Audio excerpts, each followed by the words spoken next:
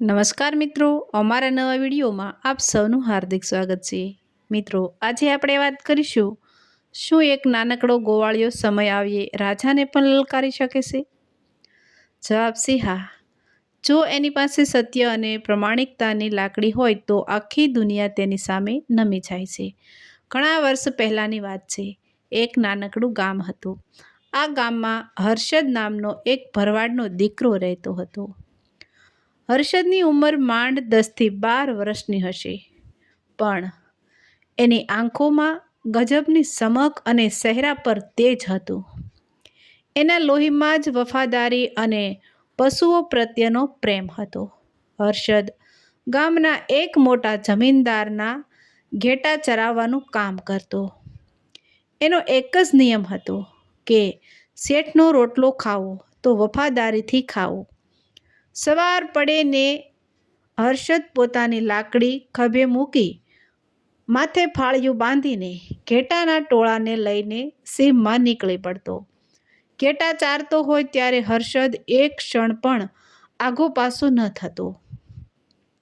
એને ખબર હતી કે આ અબોલા જીવોની જવાબદારી એને માથે છે। એક દિવસની વાત છે। બપોરનો તપતો સૂરજ માથે આવ્યો હતો। હર્ષદ જંગલની છેક અંદરની કેડીઓ પાસે ઘેટા ચરાવી રહ્યો હતો। પક્ષીઓનો કલરવ અને પાંદડાનો સરસરાટ સાંભળતો હતો।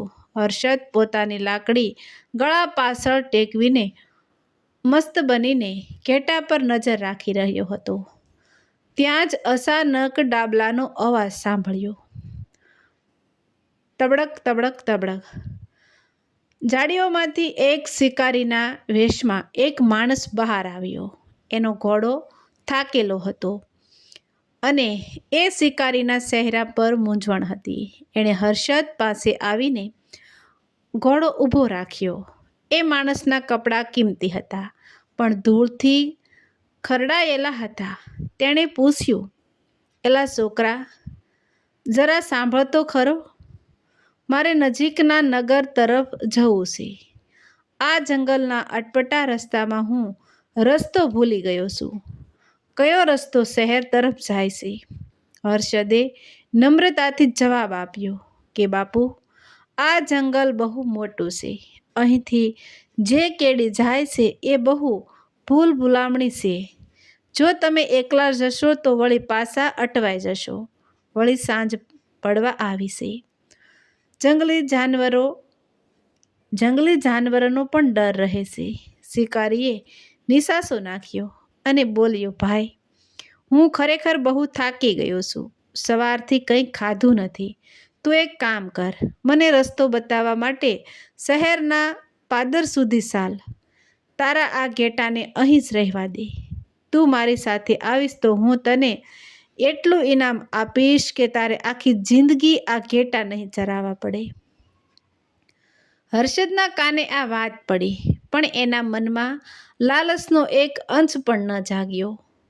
એણે જે જવાબ આપ્યો એ સાંભળીને પેલો શિકારી તો જોતો જ રહી ગયો।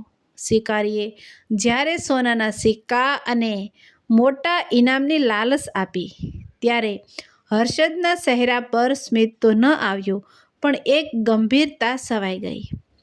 એણે પોતાની ડાંગ જમીન પર મજબૂતીથી ટેકવી અને પેલી અજાણી વ્યક્તિની આંખોમાં આંખ પોરવીને બોલ્યો કે બાપુ, તમે ઇનામની વાત કરો છો એ તો તમારી મોટાઈ છે, પણ વિચાર તો કરો, આ ઘેટા મારા ભરોસે છે। મારા માલિકે સવારે જ્યારે મને આ ટોળું સોંપ્યું ત્યારે એમણે મારા પર વિશ્વાસ મૂક્યો હતો। જો હું તમારી સાથે શહેર સુધી આવું તો પાછળથી આ બિચારા અબોલો જીવોનું શું થાય? જંગલમાં વરુ ફરે છે અને દીપડાની પણ બીક રહે છે। જો એક પણ ઘેટું ઓછું થાય તો હું મારો જીવ પણ કેવી રીતે બચાવી શકું? મારો આત્મા મને ડંખે। બાપુ, શિકારી થોડો અકળાયો। એણે લાગ્યું કે આ છોકરો હજી એની વાત બરાબર સમજ્યો નથી। એણે ઘોડા પરથી ઉતરીને હર્ષદની નજીક જઈને કહ્યું, અરે ગાંડા, છોકરા: આટલા બધા ઘેટાં છે, એમાંથી એકાદ બે ઓછા થાય તો તારા શેઠને ખબરે નહીં પડે. વળી હું તને જે આપવાનો છું એ તારા આખા વર્ષના પગાર કરતાંય વધારે છે. તારા શેઠ તને શું આપે છે? 2 રોટલા અને થોડા રૂપિયા. મારી સાથે ચાલ, તારું નસીબ ખુલી જશે. હર્ષદ સહેજ પણ સ્મિત ન થયો. એણે જવાબ આપ્યો કે બાપુ, શેઠ ભલે મને થોડું આપતા હોય, પણ એ મારી મહેનતની કમાણી છે. આ ઘેટાં ગણતરીમાં ભલે 100 હોય, પણ મારે મન તો એ દરેકની કિંમત એક સમાન છે. એક પણ ઘેટું ખોવાય તો એનો ગુનો મારા માથે લાગે. સાહેબ, પૈસા તો આજે છે ને કાલે નથી, પણ એક વાત જો મારી આબરૂ પર કાળી ટીલી લાગી ગઈ તો એ ક્યારેય ભૂંસાશે નહીં. ગામમાં લોકો કહેશે કે હર્ષદ હરામનું ખાઈ ગયો. શિકારી આ સાંભળીને અંદરથી તો ખુશ થયો, પણ એણે હર્ષદની વધુ કસોટી કરવાનું નક્કી કર્યું. એણે બીજો દાવ ખેલ્યો. એને કહ્યું, સારું ભાઈ, તારી વાત સાચી. તું રસ્તો બતાવવા ન આવી શકે તો કંઈ નહીં, પણ હું બહુ ભૂખ્યો થયો છું. તું ગામમાં જઈને મારા માટે થોડું ભોજન લઈ આવ અને કોઈ રસ્તો બતાવનાર ભોમિયાને સાથે તેડતો આવ. ત્યાં સુધી હું તારા ઘેટાનું ધ્યાન રાખીશ. જો હું અહીં જ બેઠો છું. તારી ગેરહાજરીમાં કોઈ જનાવરને નજીક નહીં આવવા દઉં. હવે તો તને વિશ્વાસ છે ને? હર્ષદ આ સાંભળીને ખડખડાટ હસી પડ્યો. એણે કહ્યું કે બાપુ, તમે ભલે શિકારી હો અને તમારી પાસે બંદૂક કે તલવાર હોય, પણ મારા ઘેટાં તમને ઓળખતા નથી. હું જ્યારે ખાસ અવાજ કરું ત્યારે જ આ ઘેટાં મારી પાસે આવે છે. તમારો અવાજ સાંભળીને તો એ ઉલટાના ડરીને જંગલમાં વેરાઈ જશે. અને સાસુ કહું બાપુ, જે માણસ મને મારી ફરજમાંથી ચલિત થવાનું કહેતા હોય, એમના પર હું મારા ઘેટાં મૂકીને કેવી રીતે જઈ શકું? મને માફ કરજો, મને તમારા પર વિશ્વાસ નથી આવતો. આટલું સાંભળતા શિકારીની આંખો પહોળી થઈ ગઈ. એને આશ્ચર્ય થયું કે એક નાનકડો ગોવાળિયો એના મોઢા પર આવું કહી રહ્યો છે. પણ હર્ષદની આંખોમાં લુચ્ચાઈ નહીં, પણ પોતાની ફરજ પ્રત્યેની અડગતા હતી. શિકારીએ જરા કરડો અવાજ કર્યો અને પોતાની પાસે રહેલી બંદૂક તરફ ઇશારો કરતા બોલ્યો, એલા છોકરા, તને ખબર છે તું કોની સાથે વાત કરે છે? હું ધારીશ તો તારા બધા ઘેટાં હમણાં હાંકી જઈશ અને તું કંઈ નહીં કરી શકે. તને આટલી બધી ખીજ કેમ ચડે છે? હું તો તારી મદદ કરવા માંગુ છું. હર્ષદે જરાય ડર્યા વગર જવાબ આપ્યો કે બાપુ, તમે દેખાવે તો કોઈ મોટા ઘરના અને સાહુકાર માણસ લાગો છો. તમારી પાસે હથિયાર છે એટલે તમે શક્તિશાળી પણ છો. પણ તમે મને મારી ફરજને મારા ધર્મમાંથી ડગાવવાની કોશિશ કરો છો, એટલે મને તમારા પર ખીસ ચડે છે. સાચો માણસ એ જ કહેવાય છે, બીજાને એનું કામ વફાદારીથી કરતા રોકે નહીં, પણ પ્રોત્સાહન આપે. શિકારીના દિલમાં હર્ષદની વાતો તીરની જેમ વાગી રહી હતી.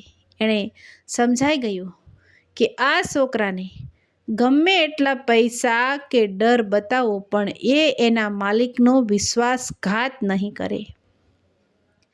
હર્ષદની કર્તવ્યનિષ્ઠા આગળ પેલા શિકારીનો અહંકાર ઓગળવા લાગ્યો. તેણે નરમ અવાજે કહ્યું, ભાઈ, તારી વાત સાચી છે. હું તો તારી પરીક્ષા લેતો હતો, પણ હવે એ તો કહે કે હું ભૂખ્યો છું. મારે કરવું શું? હર્ષદનું હૈયું તો કોમળ હતું. મહેમાનને ભૂખ્યા જોવા એ તો એના લોહીમાં ન હોય. એણે તરત જ પોતાની ખભે લટકતી જોળી ઉતારી. એમાંથી એણે એક રૂમાલમાં વીંટળેલા જાડા બાજરીના રોટલા અને થોડું પનીર કાઢ્યું. હર્ષદ બોલ્યો કે બાપુ, હું તમારી સાથે ગામ સુધી ન આવી શકું, પણ મારો આ રોટલો ને પનીર તમે પ્રેમથી જમો. આમાં ભલે 56 ભોગ ન હોય, પણ આ પરસેવાની કમાણીનું અને શુદ્ધ છે. તમે અહીં સાંયડે બેસીને નિરાંતે જમ્યો ત્યાં સુધી હું નજર રાખું છું. શિકારી તો શક્ત થઈ ગયો. જે છોકરાએ સોનાના સિક્કા ઠુકરાવી દીધા એ છોકરો અત્યારે પોતાનો જમવાનો રોટલો અજાણ્યા માણસને હસતા મોઢે આપી રહ્યો હતો. શિકારી ઝાડ નીચે બેઠો અને હર્ષદનું સાદું ભોજન આરોગવા લાગ્યો. તેને લાગ્યું કે રાજમહેલના પકવાન કરતાં પણ આ રોટલામાં વધુ સ્વાદ હતો, કારણ કે એમાં હર્ષદનો પ્રેમ અને સચ્ચાઈ ભળેલા હતા. હજી તો શિકારી 2 કોળિયા જમ્યો હશે ત્યાં જ દૂરથી ઘોડાઓનો દોડવાનો અવાજ સાંભળ્યો. જંગલની શાંતિમાં મોટો કોલાહલ થવા લાગ્યો. હર્ષદ સાવધાન થઈને પોતાની લાકડી પકડીને ઊભો થઈ ગયો. એણે લાગ્યું કે કોઈ લૂંટારો તો નહીં હોય ને? પણ થોડી જ વારમાં 5-6 ઘોડેસવારો ત્યાં આવી પહોંચ્યા. શિકારીને જોતાં જ તેઓ ઘોડા પરથી ઉતરી પડ્યા અને માથું નમાવીને બોલ્યા, અરે મહારાજ, તમે તો અહીં છો. અમે તો તમને આખા જંગલમાં શોધી શોધીને થાકી ગયા. અમને ચિંતા હતી કે ક્યાંક તમે રસ્તો ભૂલીને કોઈ મુસીબતમાં તો નથી મુકાયા ને? મહારાજ શબ્દ સાંભળતા જ હર્ષદના હાથમાંથી લાકડી છૂટી ગઈ. એના પગ ધ્રુજવા લાગ્યા. આ શું? જેની સાથે એ હમણાં દલીલ કરતો હતો, જેને એણે સામો જવાબ આપ્યો હતો, એ તો સાક્ષાત આ રાજના રાજા હતા. હર્ષદ તો થરથર ધ્રુજવા લાગ્યો. એણે તરત જ મહારાજના ચરણોમાં માથું નમાવી દીધું અને ગદકંઠે બોલ્યો, અરે ઓ મહારાજ, મને માફ કરજો. હું અણસમજુ છોકરો તમને ઓળખી ન શક્યો. મેં તમારી સાથે તોછડાઈ કરી હોય તો આ ગરીબ ગોવાળિયાને ક્ષમા કરજો. પણ બાપુ, હું મારી ફરજમાં લાચાર હતો. મહારાજ હચી પડ્યા. તેમણે આગળ વધીને હર્ષદના ખભા પર હાથ મૂક્યો અને તેને ઊભો કર્યો. મહારાજની આંખોમાં ગુસ્સો નહીં, પણ વહાલ હતું. તેમણે પોતાના સૈનિકો તરફ જોઈને ગર્વથી કહ્યું, જુઓ, આ છોકરાને આટલી નાની ઉંમર, પણ એની સમજદારી કોઈ મોટા વિદ્વાન જેવી છે. મેં એને લાલચ આપી, મેં એને ડગાવ્યો, મેં એને પૈસાની લાલસા બતાવી, પણ આ હર્ષદ પોતાની ફરજ પરથી એક ડગલું પણ પાછો ન હટ્યો. એણે મને રસ્તો બતાવવા આવવાની ના પાડી, કારણ કે એને એના માલિકના ઘેટાની ચિંતા હતી. જો મારા રાજ્યનો દરેક સેવક આ છોકરા જેવો વફાદાર બની જાય તો મારે ક્યારેય કોઈ શત્રુનો ડર ન રહે. મહારાજે હર્ષદની પીઠ થાબડી. હર્ષદને તો વિશ્વાસ જ નહોતો આવતો કે રાજા એના વખાણ કરી રહ્યા છે. મહારાજાએ આગળ વધીને હર્ષદના માથે હાથ મૂક્યો અને કહ્યું, બેટા હર્ષદ, તે મને તારી પરસેવાની કમાણીનો રોટલો ખવડાવ્યો છે, એનું ઋણ હું ક્યારેય નહીં ભૂલું. તે સાબિત કરી દીધું કે પ્રમાણિકતા કોઈ કિંમતી કપડામાં નહીં, પણ માણસના સંસ્કારમાં હોય છે. સૂરજ આથમવાની તૈયારી હતી. મહારાજાએ જતી વખતે હર્ષદને પૂછ્યું, તારે મારી પાસે કાંઈ માંગવું છે? હર્ષદે નમ્રતાથી કહ્યું, ના બાપુ, બસ તમારા આશીર્વાદ રહે એટલે ઘણું છે. મારે તો મારા ઘેટાને હેમખેમ ઘેર પહોંચાડવા છે. મહારાજા મરક મરક હસતા પોતાના અશ્વો સાથે નગર તરફ રવાના થયા. હર્ષદ ત્યાં જ ઊભો રહીને એમને જતા જોઈ રહ્યો. એને લાગ્યું કે આજે એણે જિંદગીનો સૌથી મોટો પાઠ ભણ્યો છે કે ગમે તેવી મુસીબત આવે પણ સત્યનો માર્ગ છોડવો નહીં. થોડા દિવસો વીતી ગયા. ગામમાં બધું રાબેતા મુજબ ચાલતું હતું. હર્ષદ રોજની જેમ ઘેટા ચરાવવા જતો. પણ એક દિવસ સવારના પહોરમાં ગામના પાદરે રાજદૂતોનો રથ આવીને ઊભો રહ્યો. ગામના લોકો તો અસંભામાં પડી ગયા. રાજદૂતોને ગામના ચોરે આવીને પૂછ્યું, અહીં હર્ષદ ભરવાડ ક્યાં રહે છે? મહારાજે એને રાજમહેલમાં તેડાવ્યો છે. હર્ષદે ધ્રુજતા પગે રાજદૂતોના રથમાં પગ મૂક્યો. જિંદગીમાં પહેલી વાર એ ગામની સીમ છોડીને શહેર તરફ જઈ રહ્યો હતો. રસ્તામાં એને પેલો શિકારી એટલે કે મહારાજનો ચહેરો અને એમની વાતો યાદ આવતી હતી. રથ જ્યારે મહારાજના વિશાળ દરવાજા પાસે પહોંચ્યો ત્યારે હર્ષદની આંખો અંજાઈ ગઈ. ઊંચા મિનારા, કલાત્મક કોતરણી અને હાથમાં ભાલા લઈને ઊભેલા સૈનિકો. એક સેવક હર્ષદને દરબારમાં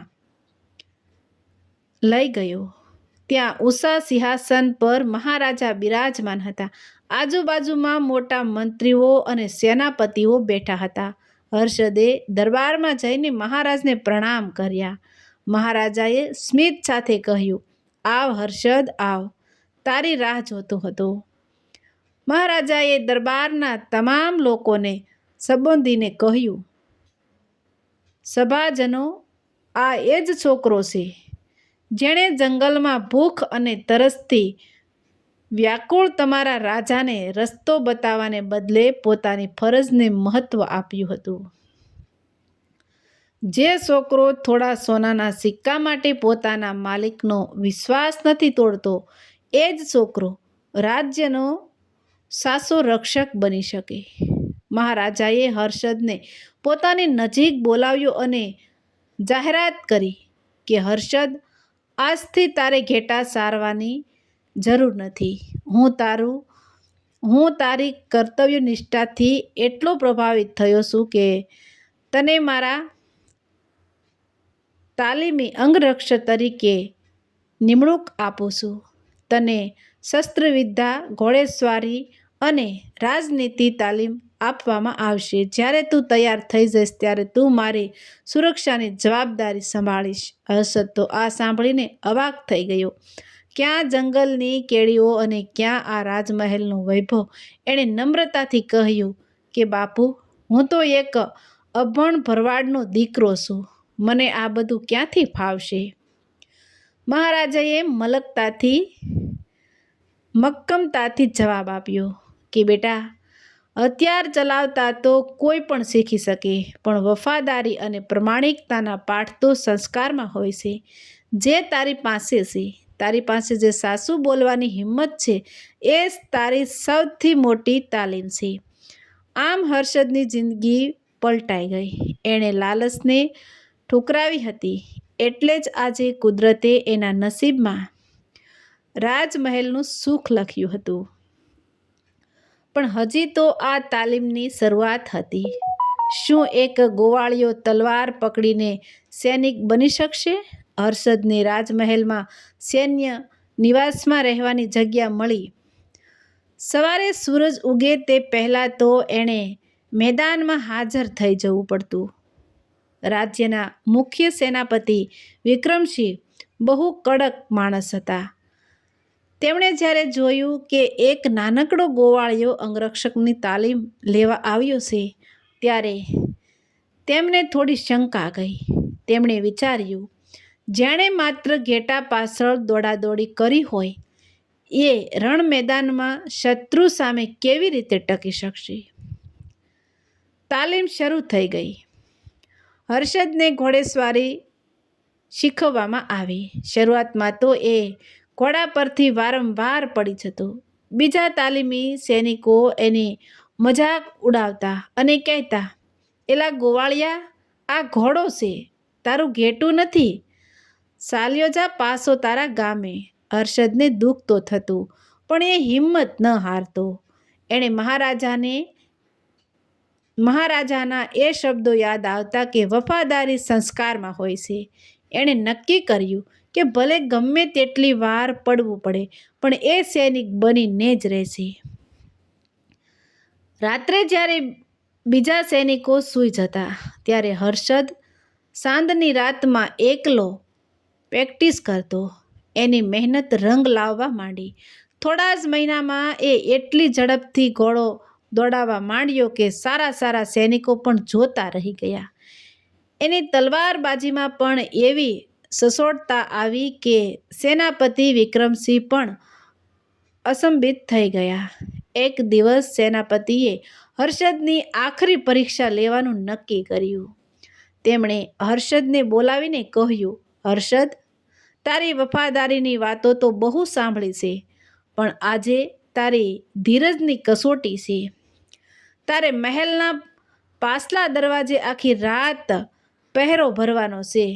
યાદ રાખજે, ગમે તે થાય, તારે તારું સ્થાન છોડવાનું નથી અને કોઈને પણ અંદર આવવા દેવાના નથી. મધરાતનો સમય હતો. ચારે બાજુ ગાઢ અંધકાર હતો. અચાનક એક મચાલ લઈને એક માણસ ત્યાં આવ્યો. એણે કિંમતી વસ્ત્રો પહેર્યા હતા. એણે હર્ષદને કહ્યું, સૈનિક, મારે તાત્કાલિક અંદર જવું છે. મારે મહારાજને એક ગુપ્ત સમાચાર આપવાના છે. મને રસ્તો આપ. હર્ષદે શાંતિથી જવાબ આપ્યો, ક્ષમા કરજો મહાશય, સેનાપતિની આજ્ઞા વિના કોઈને પણ રાત્રે અંદર જવાની મનાઈ છે. તમે સવારે આવજો. પેલા માણસે એક મોટી પોટલી કાઢી અને હર્ષદને લાલચ આપતા કહ્યું, આમાં સોનાના સિક્કા છે. તું રસ્તો આપી દે, કોઈને ખબર નહીં પડે. તું ગરીબ છે. આ સિક્કાથી તારા પરિવારનું ભાગ્ય બદલાઈ જશે. હર્ષદના ચહેરા પર સ્મિત આવ્યું. એને એ જંગલનો દિવસ યાદ આવી ગયો. એણે કડકાઈથી કહ્યું, મહાશય, તમે જે સોનાના સિક્કા બતાવો છો એનાથી મારું ઇનામ નહીં ખરીદી શકાય. જો તમે હજી એક ડગલું આગળ વધશો તો મારે શસ્ત્ર ઉપાડવા પડશે. ત્યાં જ અંધારામાંથી સેનાપતિ વિક્રમસિંહ બહાર આવ્યા અને જોરથી હસી પડ્યા. પેલા માણસે મોઢેથી બુરખો હટાવ્યો. એ તો મહારાજના એક મંત્રી હતા. થોડા સમય પછી હર્ષદની તાલીમ પૂરી થઈ. મહારાજાએ તેને વિધિવત પોતાના ખાસ અંગરક્ષક તરીકે નિયુક્ત કર્યો. હર્ષદ હવે કિંમતી કવચ અને ધારદાર તલવાર સાથે મહારાજાની પડખે જ રહેતો. પણ કહેવાય છે ને કે જ્યારે કોઈ માણસ પ્રગતિ કરે ત્યારે એના દુશ્મનો પણ વધતા જાય છે. રાજમહેલમાં કેટલાક એવા લોકો હતા જેમને એક સામાન્ય ગોવાળિયાનું આટલું ઊંચું પદ ગમતું નહોતું. એક દિવસ પડોશી રાજ્યના રાજાએ મહારાજાને એક શિકાર ઉત્સવ માટે આમંત્રણ આપ્યું. મહારાજા પોતાના અંગરક્ષકો સાથે જંગલ તરફ નીકળ્યા.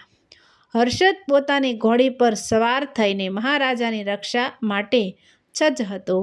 રસ્તામાં એક સાંકડી ખીણ આવતી હતી. હર્ષદની નજર આસપાસના પહાડો પર હતી. અચાનક એણે ઝાડીઓમાં કોઈ હલનચલન દેખાય. એણે જોયું કે કેટલાક લૂંટારાઓ મહારાજા પર હુમલો કરવાની ફિરાકમાં હતા. હર્ષદે જોરથી બૂમ પાડી, મહારાજ, સાવધાન, પાછળ ખસી જાઓ. હજી તો મહારાજ કંઈ સમજે તે પહેલાં જ ઉપરથી તીરોનો વરસાદ શરૂ થયો. હર્ષદે પોતાની ઢાલ મહારાજની સામે ધરી દીધી. એક તીર હર્ષદના ખભામાં વાગ્યું, પણ એણે હુંકારો સુદ્ધા ન કર્યો. એણે મહારાજને એક સુરક્ષિત ગુફા તરફ ધકેલ્યા. એણે પોતે તલવાર કાઢીને પેલા હત્યારાઓ સામે એકલા હાથે લડવા લાગ્યો. 10-12 હુમલાખોરો સામે આ 21 વર્ષનો નવયુવાન સિંહની જેમ ગર્જના કરતો તૂટી પડ્યો. હર્ષદના મનમાં એક જ વાત હતી કે મારા માલિકનું રક્ષણ કરવું એ જ મારો ધર્મ છે. પછી ભલે મારે જીવ આપવો પડે. લોહીલુહાણ હાલતમાં પણ હર્ષદે 4 હત્યારાઓને ભગાડી મૂક્યા અને બાકીનાને પકડી પાડ્યા. થોડી વારમાં સેનાપતિ ટુકડી પણ આવી પહોંચી. મહારાજા જ્યારે ગુફામાંથી બહાર આવ્યા ત્યારે તેમણે જોયું કે હર્ષદ જમીન પર ઘૂંટણીએ બેઠો હતો. એના હાથમાં તલવાર હતી અને એ લોહીથી લથબથ હતો. મહારાજ દોડીને એની પાસે ગયા. હર્ષદના ચહેરા પર એક સંતોષભર્યું સ્મિત હતું. એણે ધીમેથી કહ્યું, બાપુ, તમે સુરક્ષિત છો ને? બસ એ જ મારા માટે મોટું ઇનામ છે. મહારાજની આંખોમાં આંસુ આવી ગયા. તેમણે પોતાની પાઘડી ઉતારીને હર્ષદના જખમ પર પાટો બાંધ્યો. આખા રાજ્યમાં હર્ષદની શૌર્યગાથા ફેલાઈ ગઈ. જે લોકો પહેલાં એની મજાક ઉડાવતા હતા તેઓ આજે એને સલામત કરતા હતા. હર્ષદ સાજો થઈને જ્યારે ફરી દરબારમાં હાજર થયો ત્યારે આખી સભા ઊભી થઈ ગઈ. આજે એ ગોવાળિયાએ સાબિત કરી દીધું હતું કે વીરતા માત્ર જન્મથી નહીં પણ કર્તવ્યના પાલનથી આવે છે. મહારાજાએ સિંહાસન ઉપરથી ઊભા થઈને હર્ષદને ગળે લગાવ્યો. તેમણે જાહેર કર્યું, આજથી હર્ષદ માત્ર મારો અંગરક્ષક નથી પણ મારા નાના ભાઈ સમાન છે. જેણે પોતાનું લોહી વહાવીને મારું રક્ષણ કર્યું છે તેને હું આ રાજ્યના સેનાપતિના પદ પર નિયુક્ત કરું છું. ગામડેથી આવેલા એક સામાન્ય ભરવાડના દીકરા માટે આનાથી મોટું સન્માન બીજું શું હોઈ શકે? પણ હર્ષદમાં જરાય અભિમાન ન આવ્યું. એણે નમ્રતાથી કહ્યું કે બાપુ, આ પદ અને સન્માન તો તમારી મોટાઈ છે. બાકી હું તો આજે પણ એ જ હર્ષદ છું જેને તમે જંગલમાં રોટલો ખાતા જોયો હતો. મારા માટે તો મારી ફરજ જ મારો પરમેશ્વર છે. હર્ષદ સેનાપતિ બન્યા પછી પોતાના ગામનો પણ કાયાકલ્પ કર્યો. એણે ગરીબ બાળકો માટે પાઠશાળાઓ ખોલાવી અને પશુઓ માટે અવેડા બંધાવ્યા. વર્ષો વીતી ગયા. મહારાજ અને હર્ષદની જોડીએ રાજ્યને ખૂબ સમૃદ્ધ બનાવ્યું. એણે દુનિયાને બતાવ્યું કે જો માણસ પોતાના કામમાં પ્રમાણિક રહે તો ઈશ્વર પોતે એનો હાથ પકડીને શિખર સુધી લઈ જાય છે. તો મિત્રો, આ વાર્તા આપણને શીખવે છે કે જે માણસ પોતાના કામને ભગવાન માનીને વફાદારી કરે છે તેનું સન્માન રાજા અને રંક બંને કરે છે. જીવનમાં ઘણીવાર ટૂંકા રસ્તે સફળતા મેળવવાની લાલચ આવશે પણ જે સત્યના માર્ગે અડગ રહેશે તેનું ભવિષ્ય ઉજ્જવળ હોય છે. આપણું કામ ભલે ગમે તેટલું નાનું હોય પણ જો તે પૂરી નિષ્ઠાથી કરવામાં આવે તો તે આપણને મહાન બનાવે છે. તો મિત્રો, આવા જ નવા વિડીયો જોવા માટે અમારી ચેનલ લાઇક, શેર અને સબસ્ક્રાઈબ કરજો. વિડીયો સાંભળવા બદલ ધન્યવાદ. તો મિત્રો, કેવી લાગી આ વાત તે કોમેન્ટમાં તમારો પ્રતિભાવ જણાવજો.